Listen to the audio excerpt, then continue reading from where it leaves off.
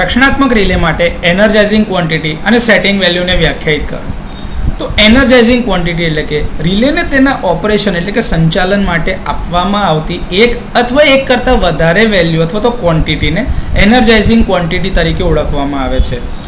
આમાં દાખલા તરીકે ફ્રીક્વન્સી માટે ફ્રીક્વન્સી રિલે હોય, ઓવર કરંટ માટે કરંટ હોય, પાવર રિલે માટે વોલ્ટેજ અને કરંટ એક કરતાં વધારે હોઈ શકે છે.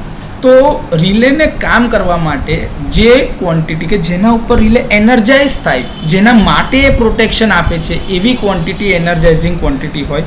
આમાં એક પણ હોઈ શકે અથવા એક કરતાં વધારે ઇનપુટ પણ હોઈ શકે છે.